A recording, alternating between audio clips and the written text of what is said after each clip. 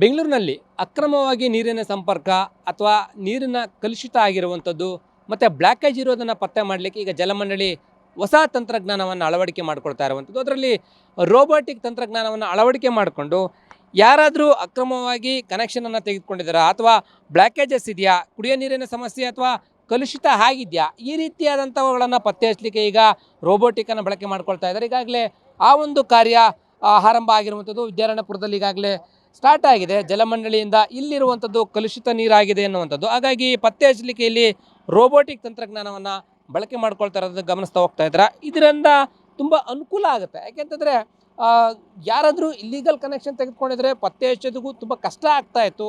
ಇಡೀ ರೋಡೆಲ್ಲ ಆಗೋದು ಅದೆಲ್ಲವೂ ಕೂಡ ಸಮಸ್ಯೆ ಆಗ್ತಾಯಿತ್ತು. ಇಂಥ ರೋಬೋಟಿಕ್ ತಂತ್ರಜ್ಞಾನ ಇದ್ದರೆ ಅದು ಎಲ್ಲ ಆಗಿದೆ ಏನು ಅಂತೇಳಿ ಪತ್ತೆ ಹಚ್ಬಿಟ್ಟು ಅಲ್ಲಿ ಸರಿಪಡಿಸ್ಬೋದಾಗಿದೆ.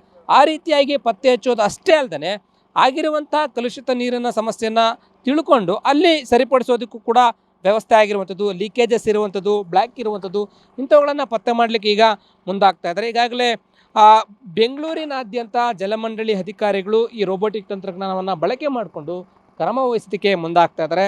ಯಾರೆಲ್ಲ ಈ ರೀತಿಯಾಗಿ ಇಲ್ಲಿಗಲ್ ಕನೆಕ್ಷನ್ ತೆಗೆದುಕೊಂಡಿದ್ದಾರೆ ಅಂಥ ಕನೆಕ್ಷನ್ಗಳನ್ನು ಕಟ್ ಮಾಡಿ ಅವರಿಗೆ ಅವರ ದಂಡ ಹಾಕುವಂಥದ್ದು, ನೋಟಿಸ್ ಕೊಡುವಂಥದ್ದು, ಆ ಒಂದು ವ್ಯವಸ್ಥೆಯನ್ನು ಕೂಡ ಜಲಮಂಡಳಿಯವರು ಮಾಡ್ತಾರೆ. ಈಗಾಗಲೇ ಈ ಒಂದು ತಂತ್ರಜ್ಞಾನವನ್ನು ಯಾವ ರೀತಿಯಾಗಿ ಅಳವಡಿಕೆ ಮಾಡ್ಕೊಂಡಿದ್ದಾರೆ ಅಂತ ನೋಡ್ತಾ ಹೋಗ್ತಾ ಇದ್ದಾರೆ.